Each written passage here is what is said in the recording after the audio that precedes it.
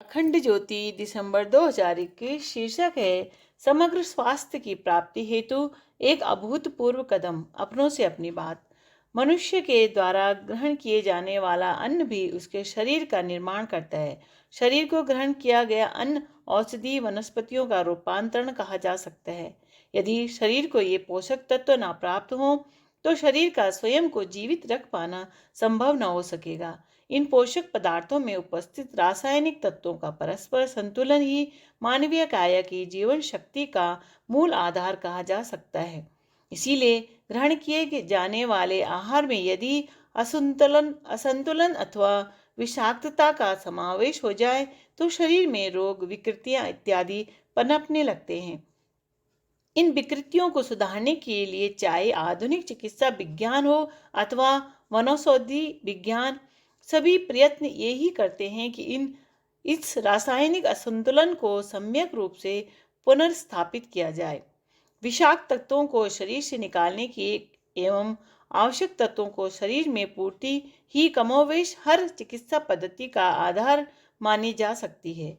इस उद्देश्य की पूर्ति हेतु भारतीय आयुर्वेद व वन औषधि विज्ञान वनस्पतियों का आश्रय लेता है ताकि कम पड़ रहे खनिज लवण पोषक तत्वों की पूर्ति सहजता से की जा सके। खनिज एवं लवण यदि औषधियों के माध्यम से लिए जाते हैं तो उनका पाचन सहजता से संभव हो पाता है, अन्यथा उनको पचा पाना संभव नहीं हो पाता। प्रकृति ने कुछ ऐसी व्यवस्था की है कि जिस भौगोलिक क्षेत्र में रहने वाले निवासियों को जिस तत्व की कमी होती है वह उन तत्वों को उसके निकटवर्ती क्षेत्र में उसी तरह की औषधियों वनस्पतियों लगा करके कर देती है। जीव जंतु इसी आधार पर अपने कष्टों और रोगों का निवारण स्वयं कर लेते हैं। जंगल में भला उन्हें चिकित्सा की सुविधाएं कौन उपलब्ध कराएगा। इसी ज्ञान को आधार बनाकर महर्षि चरक ने भारतवर्ष की लगभग सभी जड़ी बूटियों एवं वनस्पतियों का गुण संग्रह जन सामान्य के हित के लिए उपलब्ध करा दिया था।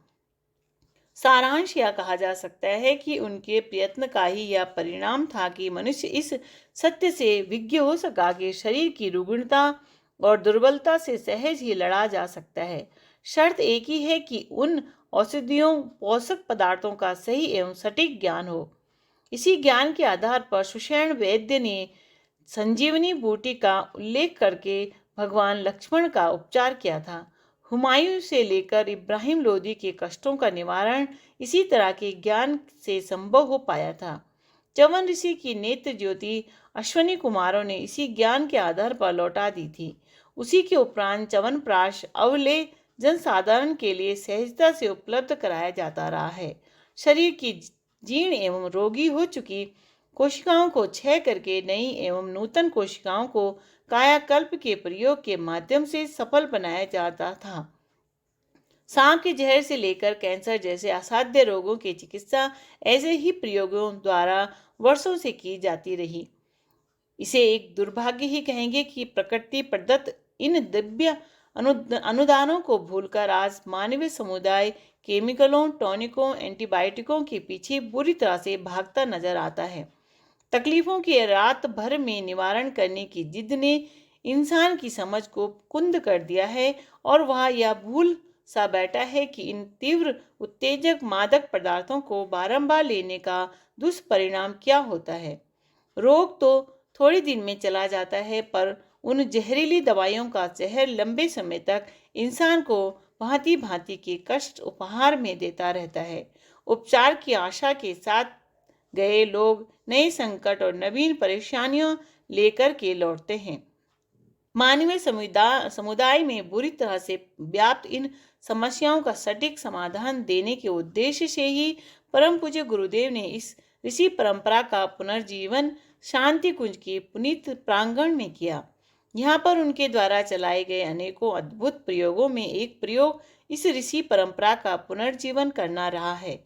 भारत की इस प्राचीन एवं सशक्त चिकित्सा प्रणाली को पुनर्जीवन देना संपूर्ण भारतीय संस्कृति के लिए एक अनुपम उदाहरण के रूप में गिना जा सकता है।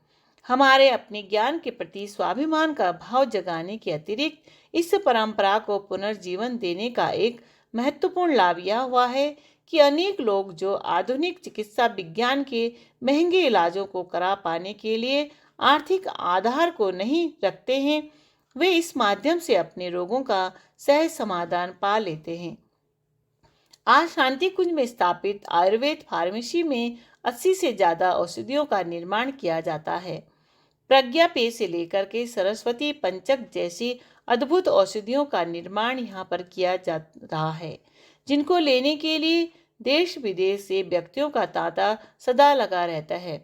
अद्भुत बात यह है कि जहाँ ज्यादातर आयुर्वेदिक फार्मेसिया में इन औषधियों के दाम आसमान छूते नजर आते हैं और उनको लेना एलोपैथी की दवाई से भी ज्यादा महंगा शौक बताया जा रहा है, वहाँ शांति कुंज की फार्मेसी में आज भी औषधियाँ नगण्य दामों पर, जितना कम से कम संभव हो सके उतने दामों पर मिलती नजर आती है। इनका विक्रय करने में शांति कुंज के अर्थतंत्र को भारी घाटा उठाना पड़ता है, पर इसके बावजूद परम पूज्य गुरुदेव के द्वारा दी गई इस सोच को यथावत रखा गया है कि इन औषधियों को सामान्य व्यक्ति के आर्थिक आधार को ध्यान में रखकर ही विक्रय किया जाए। शांति कुंज की फार्मेसी का आधार व्यवसाय करना नहीं बल्कि ऋषि परंपरा का पुनर्जीवन करना है। आज इन औषधियों को उनके शुद्ध रूप में प्राप्त करना भी बहुत चुनौतीपूर्ण हो गया है। पुराने समय में पंसारियों की दुकानों पर जड़ी बूटियां मिल जाया करती थीं, पर आजकल तो इन सबका स्थान बड़े बड़े औद्योगिक संस्थानों ने ले लिया है। बड़ा मुनाफा कमाने की दौड़ में वे असली नकली का ध्यान भी नहीं रखते हैं और इसीलिए कई बार इन वनौषधियों को लेने के बाद भी व्यक्ति को कुछ लाभ नहीं होता नजर दिखाई पड़ता है। पुराने समय में इन औषधियों, पोषक तत्वों, वनस्पतियों को ढूंढ करके लाने का कार्य वैद्य किया करते थे।